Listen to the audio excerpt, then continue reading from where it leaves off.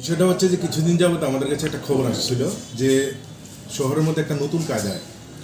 কিছু কিছু কিছু যুবক মানে দুষ্কৃতী যারা তারা অটো নিয়ে প্যাসেঞ্জার সেজে বিভিন্ন স্কুল এবং বিভিন্ন মার্কেটগুলিতে তারা ব্রাউন সুগার এবং এই ধরনের নেশা জাতীয় দ্রব্যগুলি সাপ্লাই করছে।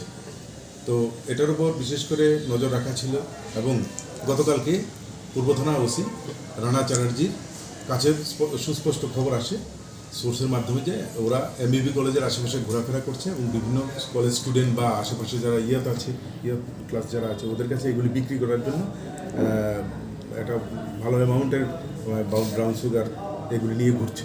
তো অ্যাকর্ডিংলি রানা চ্যাটার্জির সঙ্গে আরও কলেজলা আউটপোস্টের ওসি এবং অন্যান্য অফিসাররা একটা টিম এদেরকে কলেজের নিচে যে রাস্তাটা নিচের দিকে চলে গেছে ওইখানে প্লেন ক্লথ এবং ইউনিফর্মে ওদেরকে আটকায়।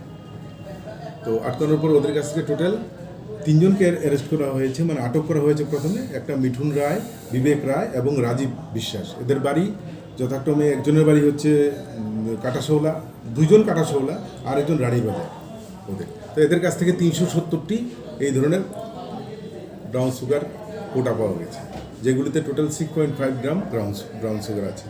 এদের কাছে মোবাইল এবং ক্যাশ টাকা এবং যে অটো গাড়িটি ব্যবহার করে সেই অটো গাড়িটিকেও সিজ করা হয়েছে এবং এদেরকে আজকে কোর্টে প্রেরণ করা হবে এবং এদের কাছ থেকে আরও বিস্তারিত যদি আরও কেউ এদের গ্যাংয়ে জড়িত থাকে এদেরকেও অ্যারেস্ট করা হবে।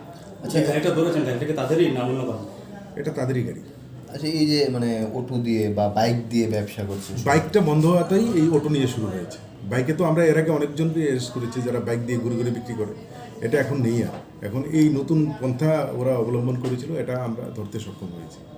দেখা যাচ্ছে মানে আগরতলার বাইরে থেকে মানে রানীবাজার জিরাইনার থেকে এসে ব্যবসা করছে।